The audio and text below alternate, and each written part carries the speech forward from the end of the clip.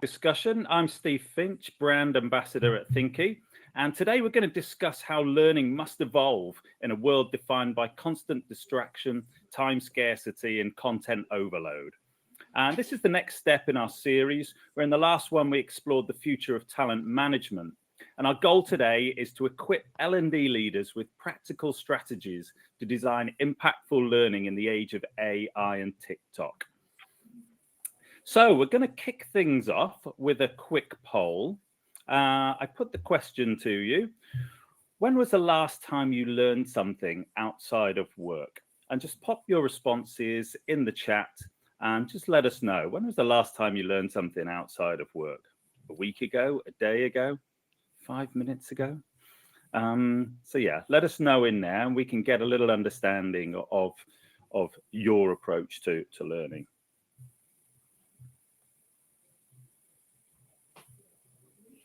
TikTok and YouTube, that seems to be resonating.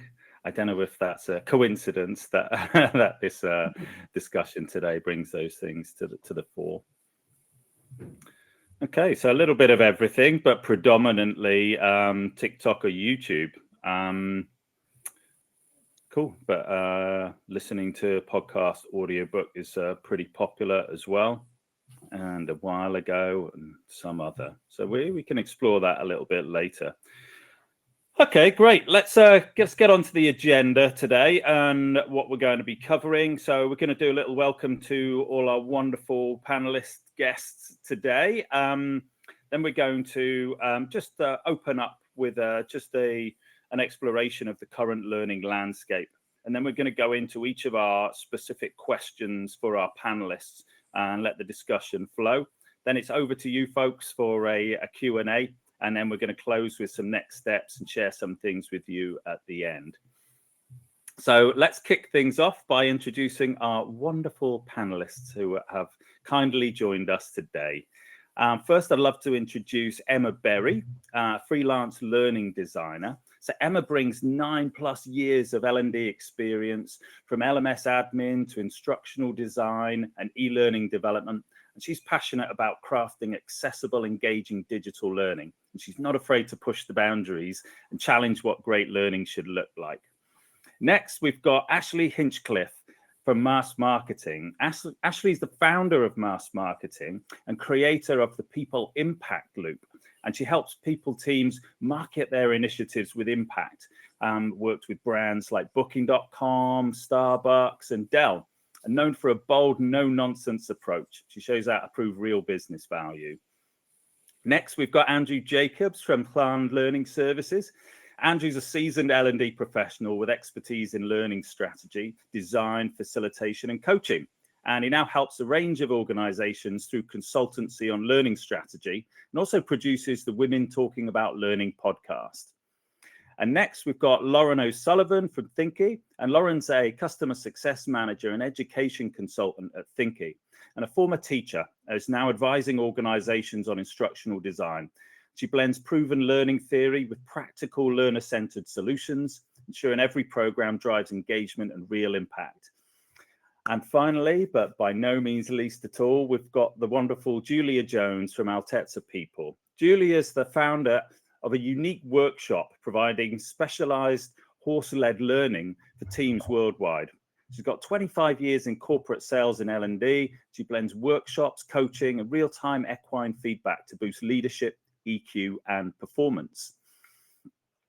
So this is our wonderful set of panelists. So we're going to open the discussion today then with the question around who are today's learners and what do they expect?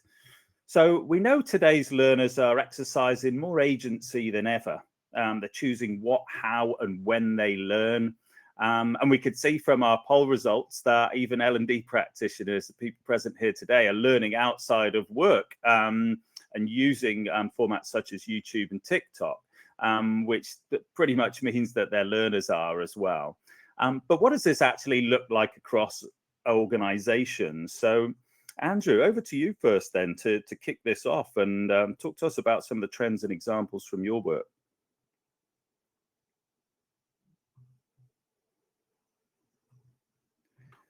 And you'd think after all these years doing online stuff and podcasting, I would know where the mute button was. Sorry, everybody. No chance. No chance. I think the word is really important from your introduction there was agency, which I think is where we are now. People feel they have agency to do things themselves and to do stuff for themselves and give them permission, for want of another word, to go and find things out for themselves. And the pandemic was an enormous catalyst around this stuff. And we found, I can think of different, NHS organisations who put QR codes and scannable stuff on for people to look at, done in a very different way. So we're in a very different place now than maybe we have been in the previous few years. We're in a situation where people have their own mobile phone, which can access 1,001 things for themselves. We've got a very different digitally literate workforce. My favourite comment that I keep saying to people is if you take on a school leaver now, they're younger than the iPhone. So we're in a very different place. Yeah, I know. I just made everybody go, oh, God. Yeah, realise how old we all are. But in terms of context, the context of our employee workforce is very different to what we've had before. The context that our work is in is very different before. And so the expectations, if work is different, then people expect learning to be different as well. And it's a very, very mixed market at the moment. Great. Thanks, Andrew. So, Lauren, what's your thoughts? Just in terms of your background in education and your role at Thinqi, how's that shaped your perspective on how technology can turn these challenges into opportunities? So I'd have to agree with Andrew, really. I think that there's an expectation from today's learners in the L&D world for flexibility and agency. So I think that looks like asynchronous learning. I think it looks like the ability to control the learning pace and the content that you access in your own time. But I also think there's an expectation for social learning. I think that that's huge in terms of L&D in particular. So yeah, I think that has definitely impacted the L&D world, and whether that extends to your sort of typical sort of course environment and learning within a cohort environment, I think that potentially becomes a little more traditional, but that environment has to reflect what people are doing in their everyday lives around their employment. Okay, great, thanks. So we've defined some of the characteristics of the modern learner and kind of framed what their current experience is and some of the social, environmental factors that have led us to where we are right now. So let's move forward then with the discussion pieces. So the first question for our panelists and the first topic to discuss is around rewiring the learning experience. So from what we're seeing, today's learners want more than just access to content, and they're exercising true agency, as we've identified. They might start in an LMS, but then continue their journey elsewhere, pick up something on TikTok or YouTube that sparks deeper exploration. And in many ways, this reflects a heterogogical and andragogical shift, where learners are actively designing and taking ownership of their own pathways. So from a design perspective, how can L&D play a meaningful role here? How can it participate? Is it about shaping these journeys or guiding them, or just simply keeping up with it? So over to you, Emma, first to talk about your thoughts on this. Yeah, I mean, in my opinion, I think that L&D actually now going forward has to play a more passive role in how people are engaging with learning. I think even with people being on their mobiles a lot more and learning through things like TikTok, actually, from my experience of creating mobile-friendly courses, the number of people actually engaging with them on a mobile is still very small, because people have this perception of L&D that even though it's on a mobile device, the content that we're still pushing out is still boring, it's not relevant to them, it's they can't connect with it. And I think that's largely because L&D has an inherent motivation problem in that we don't know how to get our learners excited about what they're actually going to be doing. And I think nowadays a lot of that comes from them feeling like they have a lack of control over what they're doing. And sort of historically, L&D has liked to have control over everything. We've got LMSs that allow us to track completion data, to track who's doing what. And I think L&D as a whole, particularly in corporate and workplace settings, finds it really hard to let go and actually understand the application of learning and being able to see it actually play out. It's more based on how people are behaving in their roles, how they're translating skills and knowledge, as opposed to a checkbox on a screen. So we've kind of started to see a little bit of it with the introduction of like learning experience platforms, where that's very AI driven, and although you can still assign people courses, it will push content towards people based on what they're engaging with and what they like. And so that's working in a very similar way to a social media algorithm. But I think L&D as a whole just has a real problem with letting go of that control and going, okay, here is a subject, here is a context piece saying, and that could be in the form of a 5-minute video, a micro learning, a PDF, a YouTube video saying, this is what you want to learn. Here is some resources. Now you go away and you build a learning experience that feels able to fit around your role, that is presented in a way that you like to consume information and content. And so from my perspective, I don't think L&D needs to be creating more content. It needs to be curating things, and it needs to be gathering resources and then giving our learners the freedom and the flexibility to go, okay, I want to go about it like this. And actually the true measure of whether they have taken in that information is how they're performing in their roles, and not through compliance figures and data and checkbox exercises. Do we feel that, L&D is constantly one step behind where society is in terms of the adoption and habit forming nature of technology, and that we were having perhaps the discussions with L&D even 10 years ago about experiential learning and more learner centric pedagogy, if you will, where they take control of their journey. But even still, we're having discussions where L&D is just this formulaic sort of delivery of training, and that now we're talking about TikTok and YouTube, and then we've got AI, which is on the horizon and starting to become a source for people. And that just as we start to get our heads around one shift and one movement, another one's already embedded itself in people's practice and consumption of learning.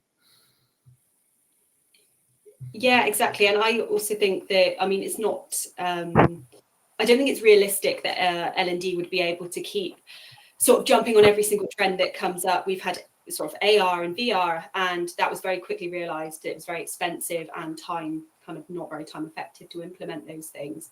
I think it's about, like I said, kind of curating things and working with resources that are already out there, rather than trying to kind of constantly be producing stuff that's aligned with like the next social media platform or whatever, because I just don't think that would be feasible for us to be constantly refreshing our content every year when there's a new format or platform or whatever.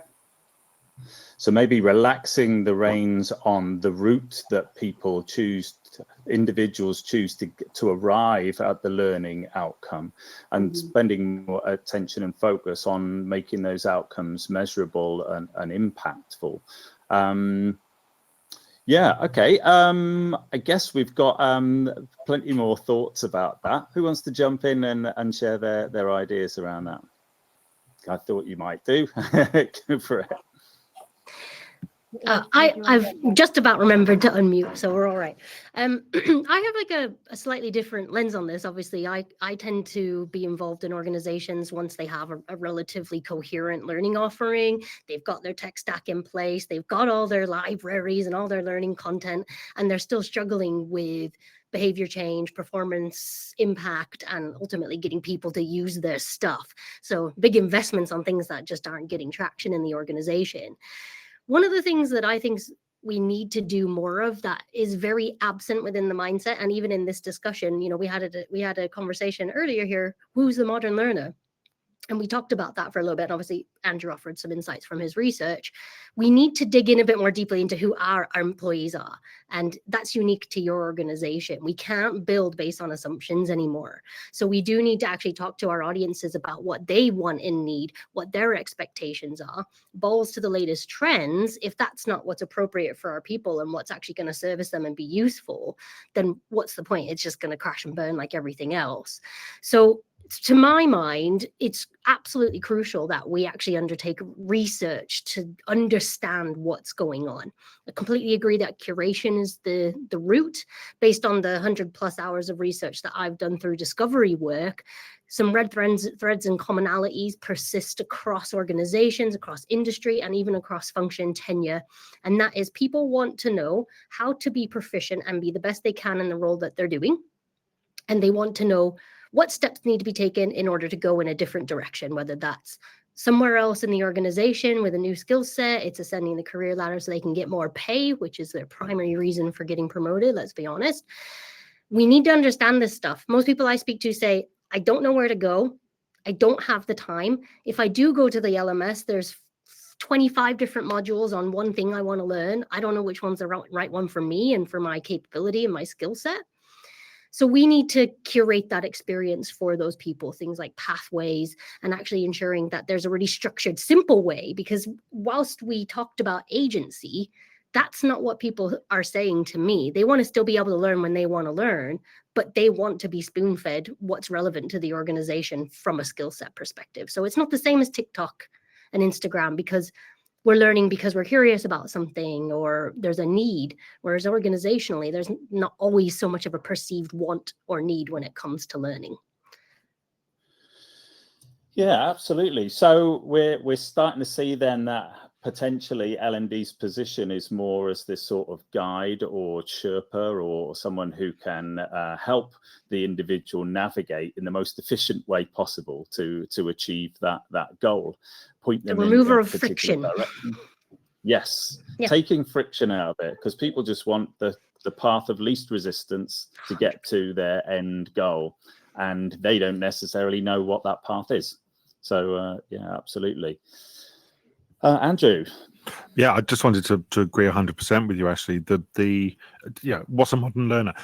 I'm going to be on the most modern of the most modern learners, because I recognize that, absolutely understand that, you know what, massive number of people don't sit behind a desk, sit at home, sit on a laptop, do their work. So absolutely understand and completely agree. If I'm working as a barista, if I'm working in a shop, if I'm working in a care environment, I need to know immediately at that point of work, how do I do this? And people haven't got time to search for how do I learn how to. They search for how do I.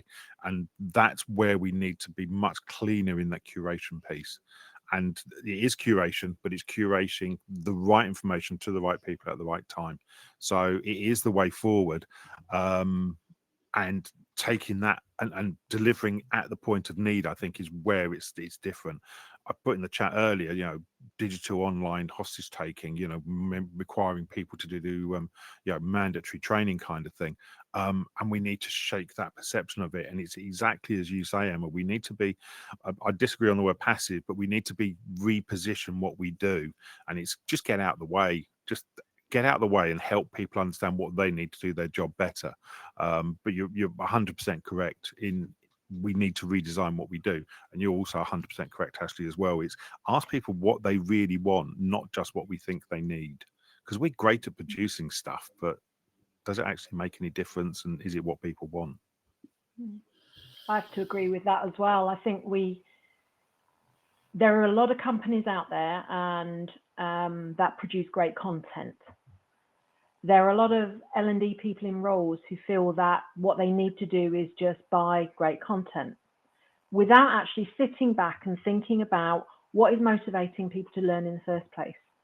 So what was motivating me a month ago to go on to YouTube and Google a piece of learning? It was actually birthing puppies, believe it or not. So I learned how to birth my puppies watching a YouTube video. It was content that I needed immediately. What did I learn about it? The learning actually came from me was from the experience itself. So this is two different things. I observed content which had a purpose. I needed to become very good at it very quickly, and I was completely on my own. So that leads back into that theory, which is what drives us, what motivates us to learn in the first place. And that is because we want to be, there's a purpose to it. We want to be quite good at it. And we want to be autonomous. We don't want to be working in organizations where we're told what to do all of the time. And that for me leads us individually. So forget about L&D for a moment, but from a user's perspective, in that the learning that I'm absorbing is to improve my life.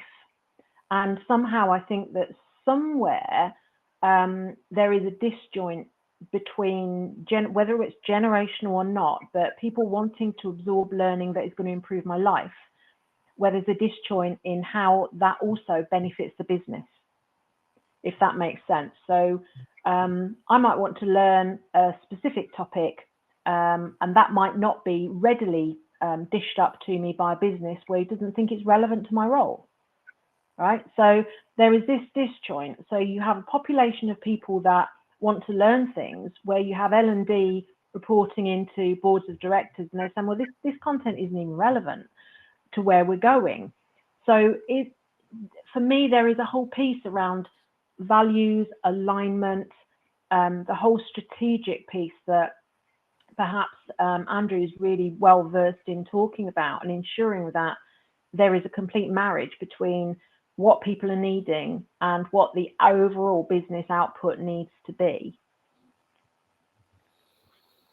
Can I just jump in there as well? Because I'd have to agree with you, Julia, and a point that you made earlier as well, Ashley, was around researching the modern learner. And I absolutely agree that it is about understanding what motivates people to go out and learn from these knowledge libraries that we're exposed to, AI content on TikTok.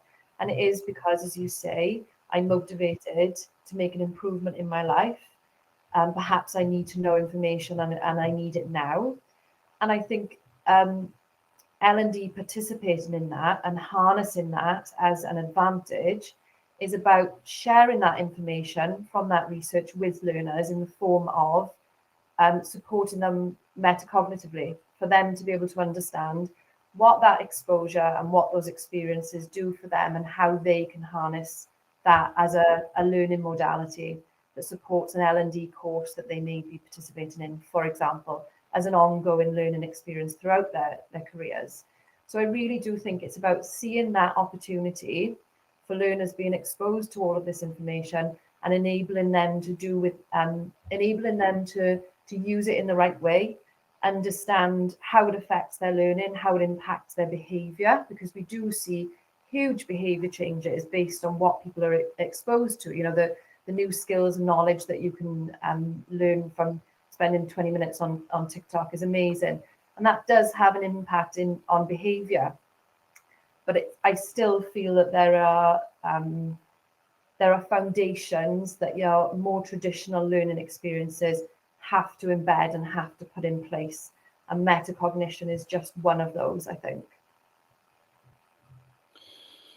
Great. Some really, really good points there, and some great chat going on as well with other people's thoughts from the audience around this topic.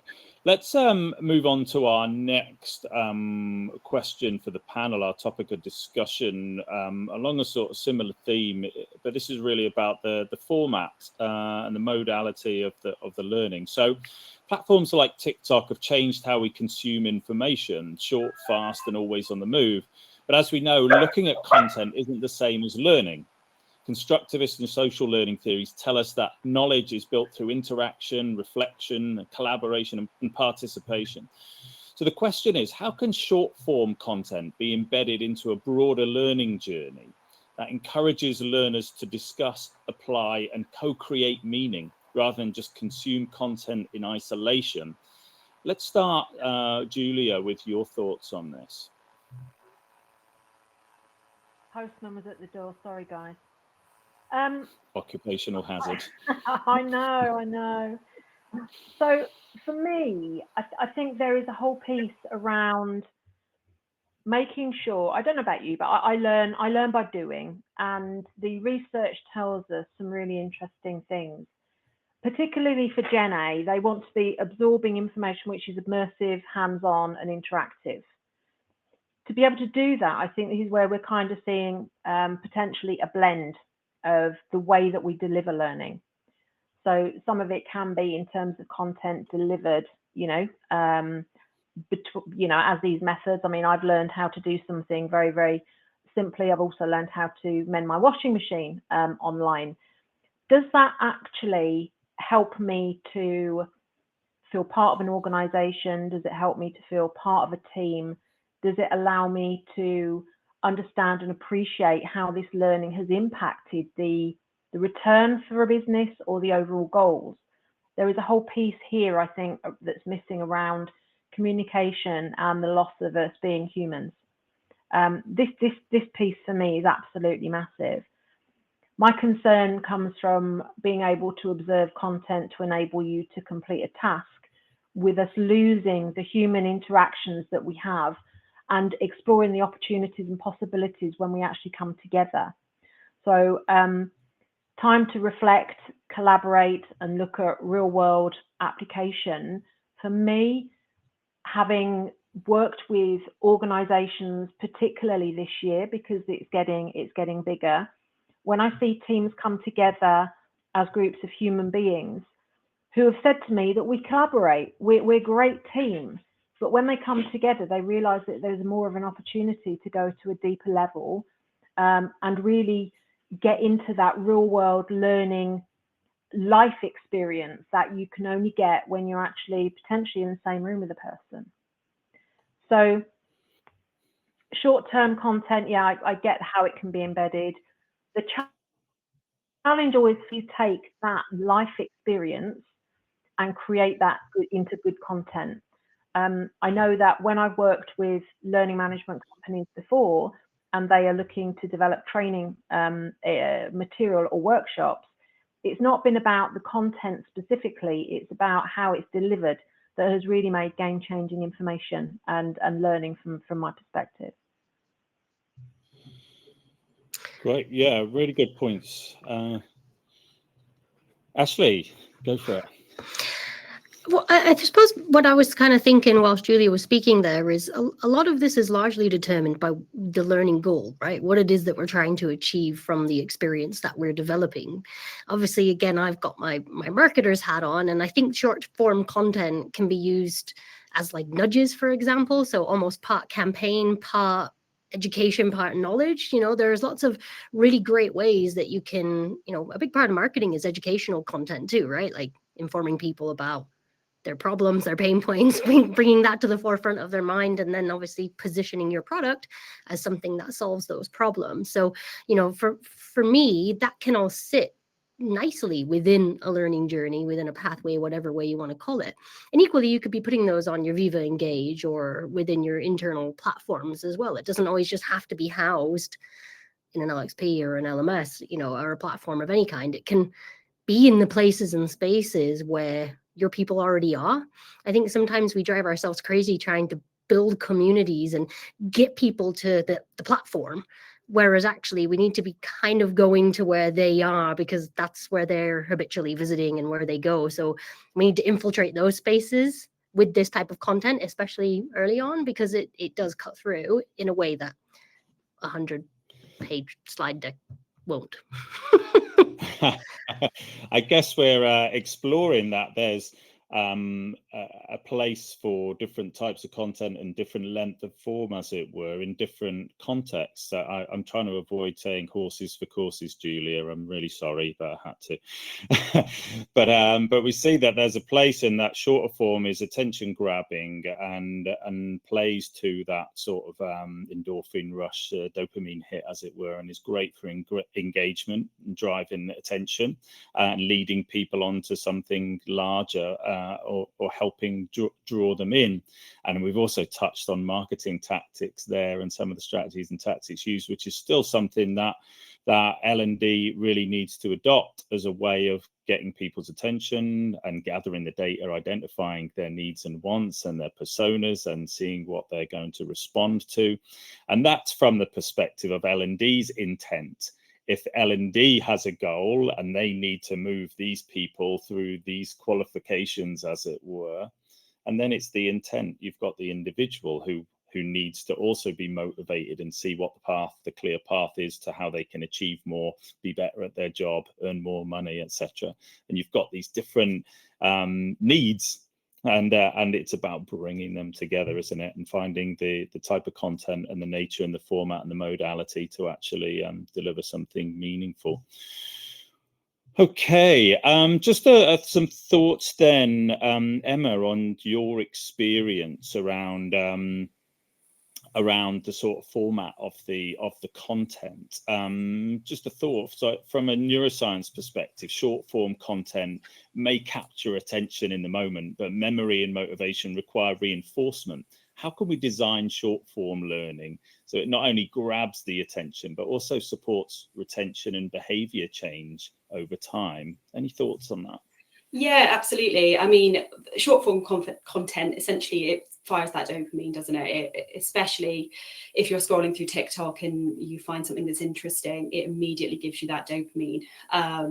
In terms of that structure, though, I, as a practitioner myself, like to work to a 3-point structure in terms of that you give the person context, you encourage them to do something with that information. So that's an activity, and by that, I don't necessarily mean something that they're sat at a desk doing. That could be something within their workplace. And then you encourage them to apply that to their day-to-day role and what they are actually doing. And I think as sort of learning designers, or whatever you want to call the term, I think we are sometimes a little bit guilty of giving people too much. We're giving them the answer, or we're desperately trying to create activities or sort of challenging questions that are based on certain scenarios, when actually we need to be giving some of the responsibility back to the learner and telling them to go and say, right, I've given you the foundations of how you do this, or what you need to know in terms of context specific, something to do with their role. For example, it could be, say, in fire safety, for example, I have done an activity where I've built out, these are the different types of fire extinguisher. Okay, now you have to go in your workplace and find them and check you have them and X, Y, Z. So I think this largely also needs a big perception change from L&D as well, in that a lot of people just assume L&D provides e-learning, virtual classrooms and face-to-face, and that's it. So they automatically assume that whenever they're being told to do workplace learning, they're going to have to be tied to that computer or sat on a chair in a classroom. Whereas we need to be designing learning experiences that actually encourage them to embed it within their day-to-day role and what they're doing. And that could look like a reflective question in an e-learning that says, right, now go and find your line manager or go and find a colleague and ask them what they think and have a discussion about it, and then come back, write some notes, and then you can download those and discuss it with your manager in your next one-to-one. It's seeing it as not a content dump. And I completely agree with what Ashley said in that we've seen the kind of how successful that short form content or that nudging can be with things like Duolingo, that pressure that it puts on you and that reminder that, oh, by the way, you still need to do this. I think we can apply those same principles also, in that we can be encouraging, we need to be giving people those reminders whilst they're in their day-to-day role of, do you remember how to do this? Have you checked this? Have you had time to think about this? I don't necessarily think we need to go down the route of replicating TikTok, because when we're learning via TikTok, as we sort of discussed earlier, it's very driven by us. We don't necessarily go to TikTok to learn something, but it might happen organically because we are on there and the algorithm knows what we like and it pushes us stuff that we like. Whereas with L&D, we don't necessarily have that option to do that because we don't know everybody's individual interests and motivations and this and that. So we need to kind of be sort of getting them to decide that themselves, giving them the information and the ability to do it, and then getting them to reflect and think about it and apply it to their role. We cannot be giving them all the answers. Okay, apologies, my streaming connection went off there, but back in the room. Okay, let's take a look at the next question then. So this is around measuring impact with on-the-go and in-the-flow learning. So the question is, L&D is still too often seen as a cost center rather than a driver of performance. With today's learners taking greater agency and moving between platforms, learning on their own terms, and often outside formal systems, it becomes harder to track the activity and link it directly to behavior change. Actually, as you were mentioning, going to the places where the learners hang out. So the challenge is, how do we secure buy-in and prove impact when learning's happening everywhere, but accountability for outcomes still rests with L&D? What's your thoughts, Ashley, on that? Well, unsurprisingly, I have some. So I very much see this all the time, where L&D is very much the doer, the bid taker, as it were. I need a 45-minute e-learning module on X. I don't know why it's always 45 minutes, but it is. I think the problem comes that, I kind of said that in the chat, we have a branding issue in terms of internal perception. So primarily L&D is designed to support business outcomes, yet we are very rarely aligned to that as a function. So the people we're trying to serve, we don't really know what they want, what they need. We kind of build on assumptions, create our learning ecosystems by technology based on what we think they might need. But we're also not building in alignment with the business and business goals. And that direction of travel is really important. So as I said earlier, that research piece is really important, not just to talk to our people, but to also understand what it is that the business is trying to achieve and how we can actually align our learning to that. I would say fundamentally, not everything needs to be measured, right? So outside of these formal systems, a lot of learning is happening.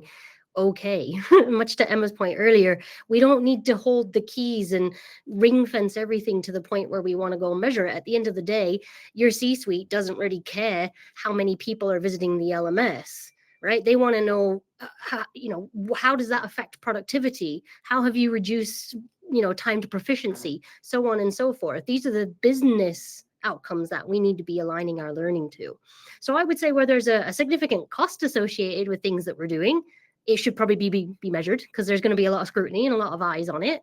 But we also have to be real with the fact that not everything needs to be measured. We can kind of relax that a little bit, I think, because it's not doing us any favors anyways. I have a slightly different view on that.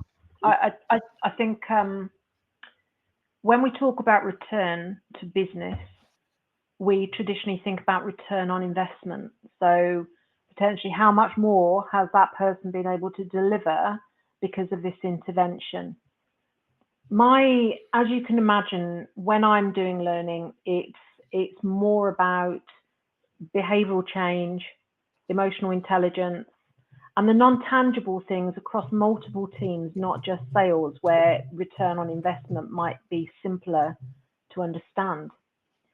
Where I tend to help people is to look at the return on the experience, and that is more about being explicit about the goals and the behavioral change and the business outcomes that you want to achieve. So, for example, if somebody has been immersed in experiential or embodied learning, just like we were at primary school, where we learned our 1, 2, 3s, if you remember how we learned to count and how we learned our alphabet, there wasn't just one form. For you to close your eyes and think about that, you'll probably go back to that classroom where you had the numbers on the walls, you counted with bricks, you had different ways of doing specific kind of learning. So the embodiment, what I'm talking about here is that the return on experience in terms of behavioral change can be measured in terms of happiness, engagement, where people aren't just showing up to do a work, they're actually going above and beyond. Can you measure additional creativity, passion, and the levels of initiatives that are carried on within teams? So the softer competency stuff is sometimes where I think platforms and content, it can be much more difficult to train it.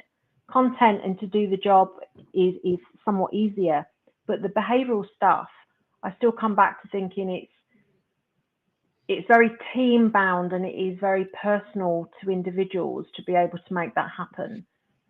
So while I understand the return on investment is maybe we do need to relax it, there are still other measures that get us towards the end goal, which improves engagement, reduces absenteeism, for example, and increases overall performance. Great. Ashley? I think the only thing I can think, like when I'm listening to Julia speak, though, is if we can't measure it and we can't, so the business is spending money on it, like, so are we just expected to be able to just spend sums of money on stuff and kind of say, oh, well, you know, people feel happier now? If we can't you can measure these things. You can still measure sentiment. You can still measure stuff like that. My point is, your CFO doesn't want to hear stats like people are happier or people attended the platform. We need to translate that into language that makes sense. We need to translate it into currency for the business, right? So if they're spending money on things, you know, as a marketer, it never failed to astonish me when I first started working in this industry that we could spend such sums of money and not really be asked to evidence or substantiate success in any way, shape, or form. You know, if I'm a marketer, I spend £1, I'm expected to certainly show where that pound went and what it got us back. So, you know, again, different industries and different functions, but there's still lots of money being spent. And I think we're seeing L&D's inability to prove impact, is particularly relating to the business, in the wealth of redundancies that we're seeing at the moment, and also the consolidation of talent, L&D, HR into kind of more broader people functions. So, you know, people and culture even.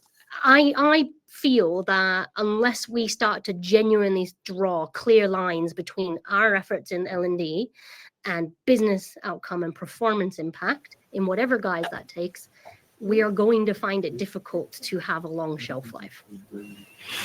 Can I add something here, please, Steve? Is that possible? Absolutely, yeah. As the guy who actually wrote the book called Proving Impact, I done quite a bit of research on this, and actually both parts are important. We need, exactly as Julie says, we need to understand the qualitative elements of how people feel. And it's important because that will impact the strategic workforce planning, whether someone's going to stay with us, whether they're going to leave, do they feel valued, etc. And there are inherent elements within that, which I absolutely agree are difficult to measure. However, Ashley is correct. If somebody is performing, someone is happier, if a manager is happier as a result of an intervention, I would expect to see impact of their performance in other activity through the workplace. So if I've improved, if I'm happier as a manager, I would expect to see my team is being managed better. What are the metrics that we can use to support that? If I'm a manager who's happier, I would expect to see internal controls and finance and budget and so on from how an individual is to how their budget and their controls are. If I'm performing better and happier as a manager, I would expect to see my team making happier customers. So have we got customer metrics that demonstrate that we are supporting each other better and that our customers are happy with results? So there is a correlation between how the individual is and what those metrics look like. What we don't do in L&D is go past that first level of counting, because that measurement's hard. That's difficult to do. And what we have to do is exactly as Ashley said earlier on, we get told, create a 45-minute module out of context, without understanding, well, what is the business performance issue that sits around this that you're looking for me to demonstrate an improvement around? Exactly the same as the EMMAs, the fire safety one. Brilliant example. How do we know it's worked? Well, we haven't had any fires. Really? Is that the way? There are other measures that we can use to test this stuff. And that's where we need to think much wider about what the impact piece looks like. So you're both right. It's qualitative and quantitative, and it is looking at the performance measures that sit behind it as well. Yeah. So I guess there's a responsibility on L&D. I was going to say, Ashley's just said benchmarking. The first thing that we talk about in terms of the evaluation is baseline. What is the baseline performance that we are looking to improve, and how will we know when we've achieved it? And that is where you start from. So, yeah, sorry. Yep, benchmarking and baselining. I think we're seeing that L&D has to be more sophisticated in the way that it measures its own success, but then it communicates that back through language that the business understands. Is that we can have our metrics and our measures and the things that determine whether something is working or effective or not. You know, things like positive emotion, etc., can impact administrative overhead, as someone suggested. You know, following up on someone who's disengaged, grievance, etc., and the additional effort to administer even driving engagement, the manual effort of driving engagement. If people are happy and see the value in something, then they are engaging, reducing the administrative overhead. So these are all things that potentially can be measured if a more sophisticated measurement model is applied, but it's important that L&D keeps that for its own metrics and translates that into business impact so that the rest of the business gets it and can see the value in what they're doing. There's one final thing on that, Steve, I think, and just looking at, there was some comments in the chat about, are we over benchmarking or self-auditing too much? L&D traditionally is a softer, non-commercial kind of department, very focused on people as opposed to the results. For consultants and people like us, I think we are in a very good place to support the L&D industry to be able to join up the communication, to turn what is tangible within L&D and to help them to explain that in commercial terms. So there's always been a disjoint. You know this because when training budgets are cut, it's because people don't understand or see the benefit. For organizations that don't cut the training budgets, in times of, when times get a bit tough or profits are falling down, it's where you can genuinely see that they understand the value of what training can provide. So I think as well as learning the learners, as well as supporting learners to get the quality of the learning that they need, there is also a piece, I think, commercially to help, for businesses to help educate L&D to join that language between the commercial results and where learning can really add the value there. Yeah, great. All really, really useful inputs. Thanks, everyone. We'll jump on now to the last question, and this is around AI and whether it's a help or a hindrance. So AI can give learners fast answers that feel convincing, but without context or structured reflection, they may quickly overestimate their competence. It's a classic case of Dunning-Kruger effect. And here at Thinqi, we believe the solution lies in recognizing the different modalities of learning and applying AI with intention, whether it's acting as a coach, a curator, or a discovery tool within a broader learning journey.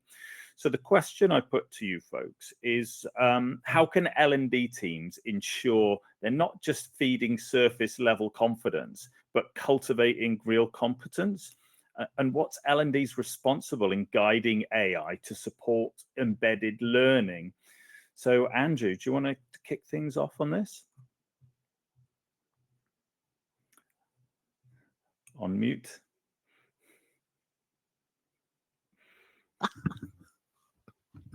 A friend of mine has a mug that says "You're on mute," and whenever I'm chatting with us, she just holds it up to the camera and just points at it.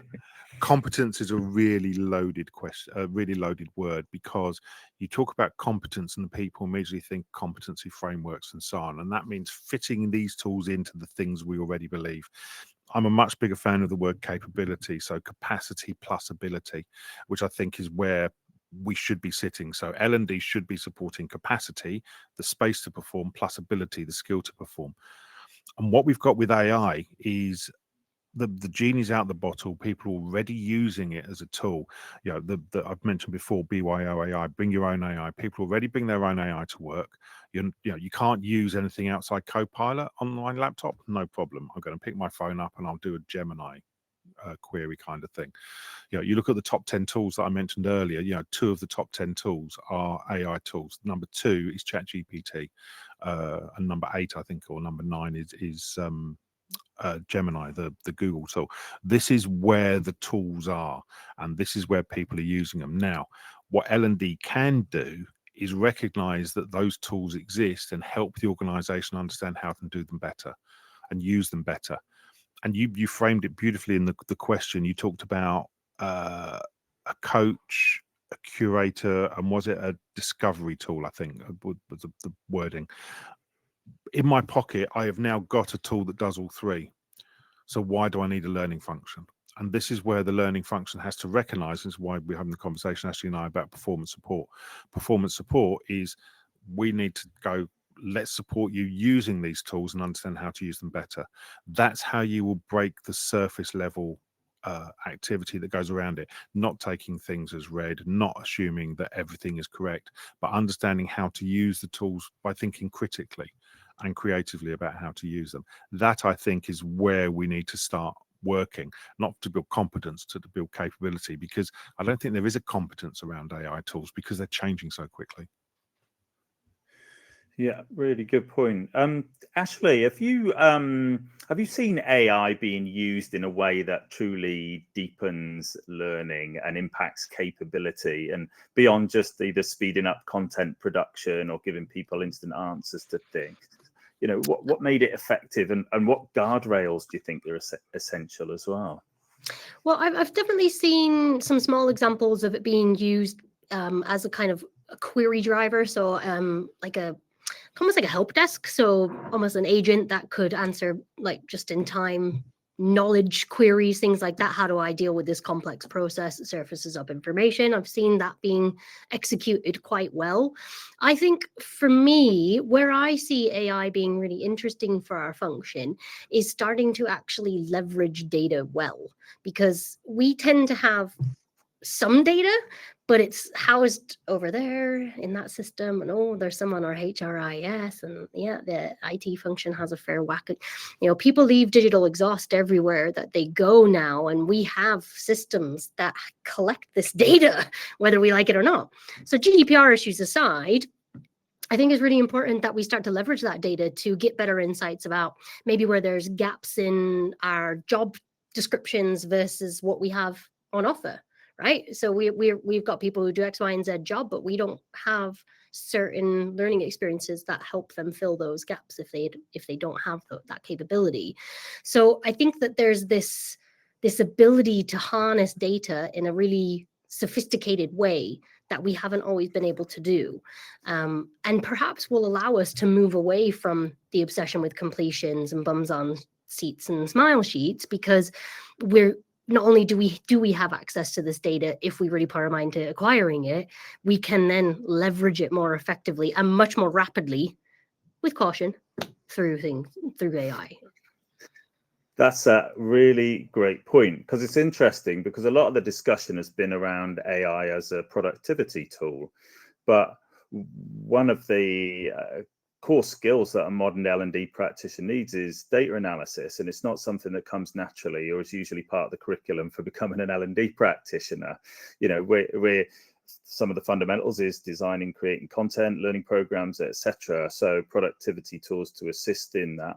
But now we're talking about where the actual AI can not just do the donkey work, as it were, but actually assist in helping interpret that data.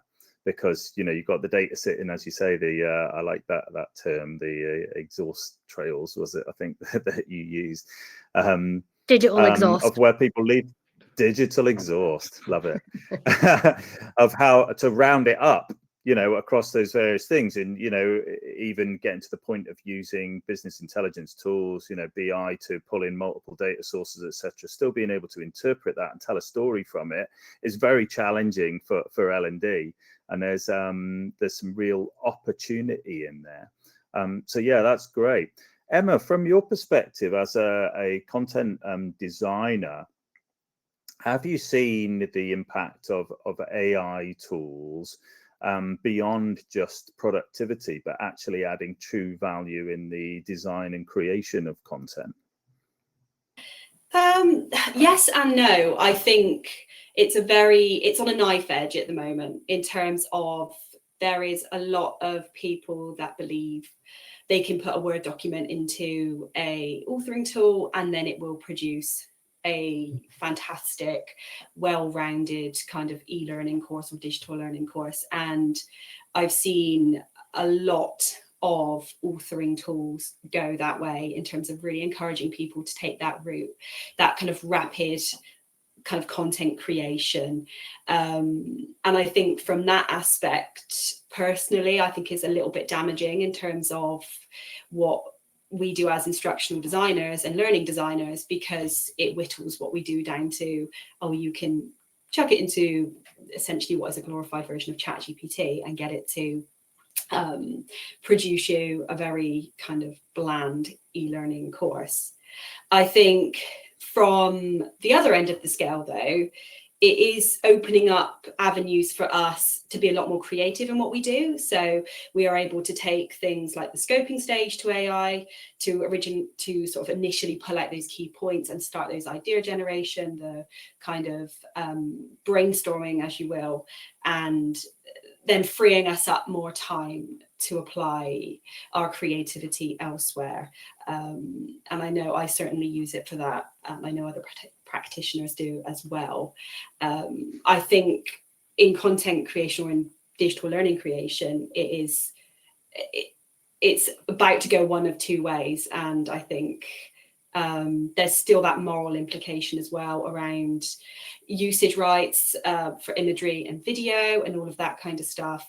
And yeah, at the moment, from hearing other people's opinions as well, and also from attending learning conferences like World of Learning last year, and just seeing the influx of authoring tools and companies pushing these AI generated content, I think it is having a negative impact in that sense on people's perceptions of L&D. And obviously before we were talking about the impact of L&D, well, that's almost whittling it down to, well, I can get our HR manager to do a course on HR, then she can just type in all of her information into a Word document, put it into an AI platform, and there we go. So I definitely think it has a place, and I think it can be used to help generate creative ideas. It can help start discussions. It can be used as like we've said, as a productivity tool. But I think we've got to be careful in terms of it just, damaging that reputation and actually having a real negative impact on how people perceive what L&D does and the importance of our roles as well.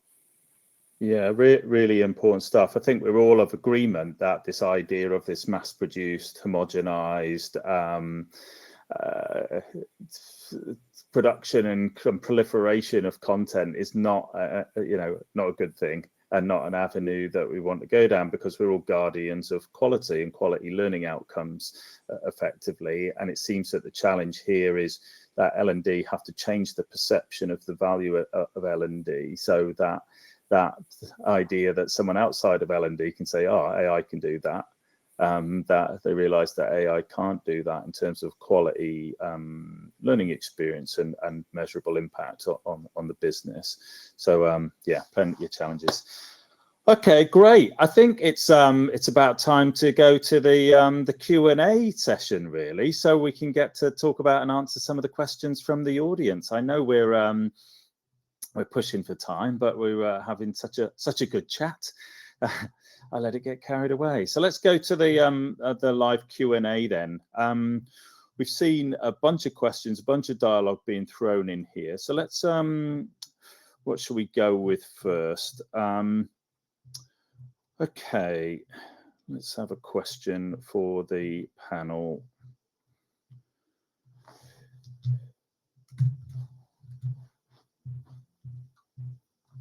Fire in the chat and fire in a question that you want our wonderful people here to be able to respond to. Okay, I've got one here.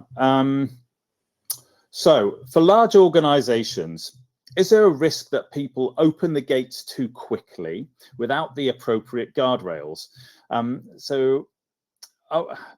We're moving to context engineering, but actually, should we do this one first? Large organizations, is there a risk that people open the gates too quickly without the appropriate guardrails. Who wants to have a go at that? Andrew? They already are. There we go. are. Cleared that one up. They already are. It's just what I'm saying by bring your own AI. This is exactly what's happening. And people doing stuff for themselves, people going and listening to podcasts and working things out for themselves. This idea of self-determination as opposed to self-direction. Self-direction is you give me a list of things and I choose the order. Self-determination is I'll go and find this stuff out for myself. And that's what's already happening. People are already doing that. So we've got this, you can't police it. You cannot police this stuff. So get out of the way and understand what people are doing that's unsafe and help them be safe with it, because they're gone. That's already happening. Yeah, and I guess it's just touching on that race to the bottom as well with that proliferation. If the measures in the organization are about productivity and quantity as opposed to quality, then it's just going to exacerbate it further.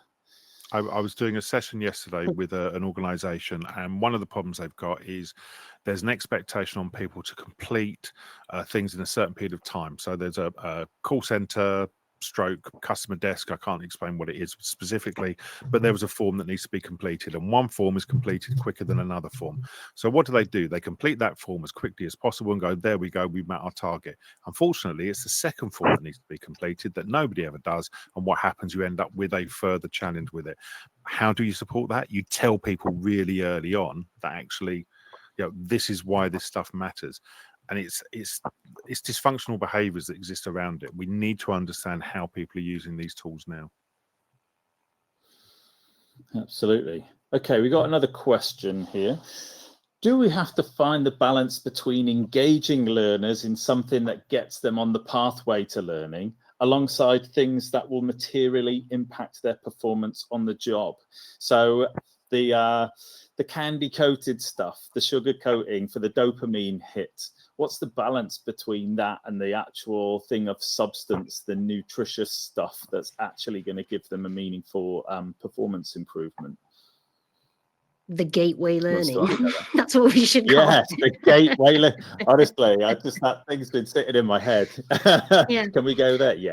Gateway learning, if you will. Gateway learning, yeah. I think for me, again, from my perspective, I think it's not about hooking them in with small bits of learning and then going to the bigger learning programs. And it's not, if we apply marketing theory and marketing strategy, which is trying to get people to do stuff that they don't know about or don't necessarily want to do, which is what marketers do every day, and essentially what we're also trying to do in L&D, if you really boil it down, we need to really think about the fact that primarily most people just aren't even aware of what's available to them. I was on a phone call with a client before this webinar today, and they were literally reading me quotes from the customer survey where people were just saying, we don't have this. And they're like, we do have it. So there's like a massive awareness issue first and foremost. So, I think we need to really make sure that our learning product is meeting the needs of the people whilst also aligned well to the business. And then we need to think about how we raise awareness and build engagement that way. If the product is poor, it doesn't matter how good your marketing is, it'll fail. If your product's really great and your marketing's poor, it's also going to fail. It's called product market fit. We need both good product, good marketing. So if after your research, you find that people do want short bursts of activity or short opportunities, and that's a good way to kind of leverage that, great. But don't just do it because you think that's going to then make them want more learning. Start with that learning goal piece, but also think like a marketer wherever you can, because we've got to get them engaged. But the first step's awareness.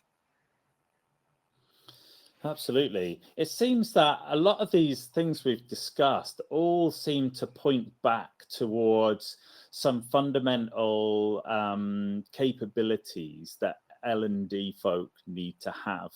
And that will basically put them in much better stead to be able to handle these challenges, because technology is going to come along, there's going to be all of this impact, social, political, environmental, technological, etc.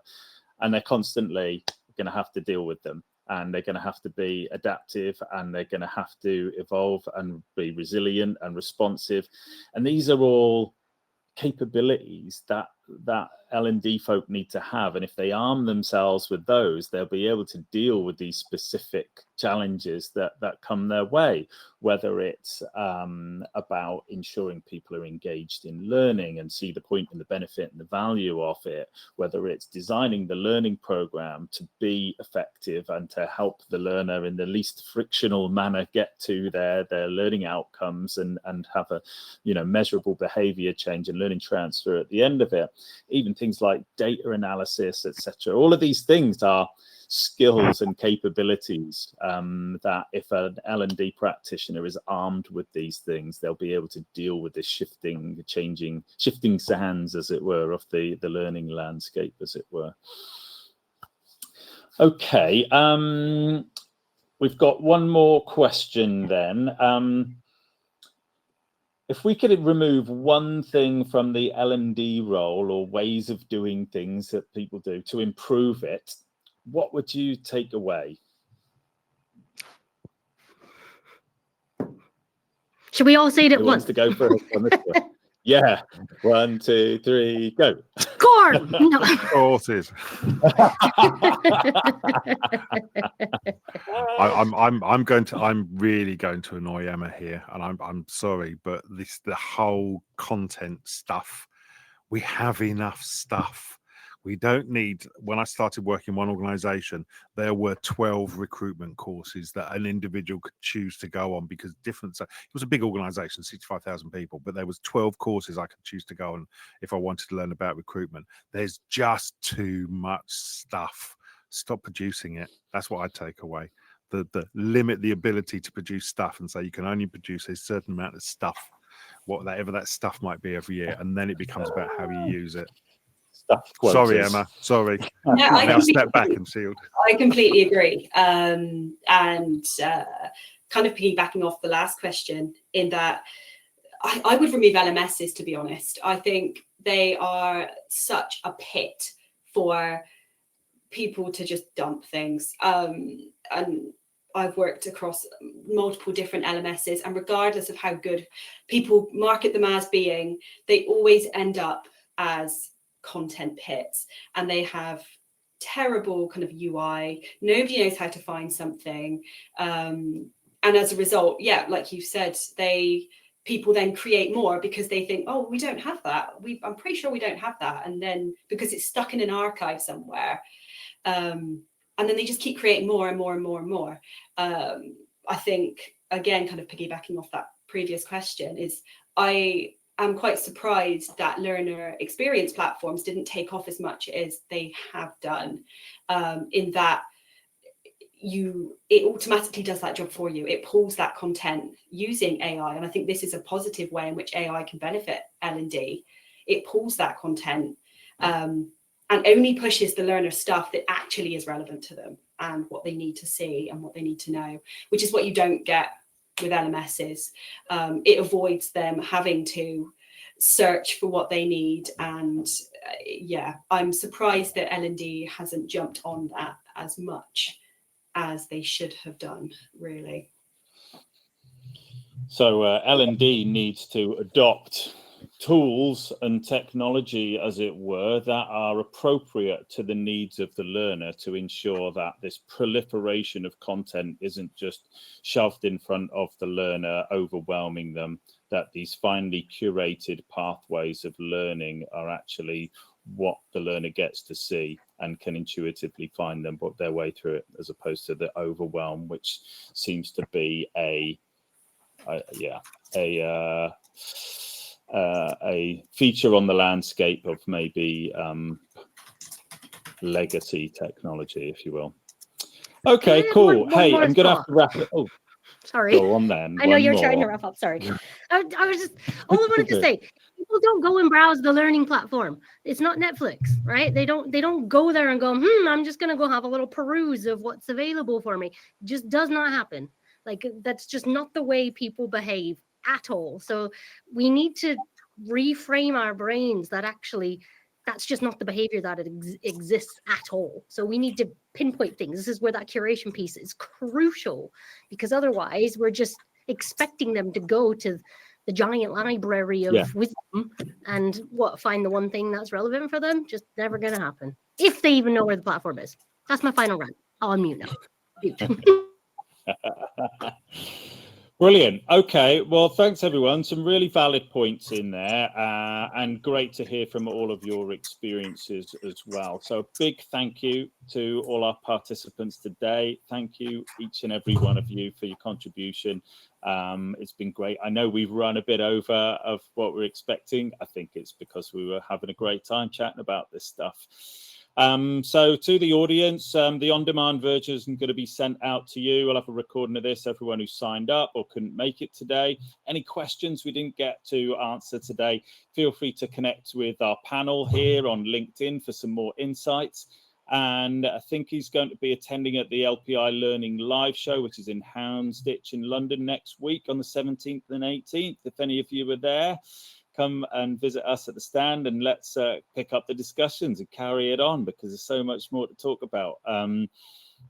Great. We've got the L&D maturity model, which we've just launched. This is our way of allowing L&D practitioners to benchmark themselves in terms of industry standard and find out where they are. Where is their L&D provision? What are they doing? What should they be doing?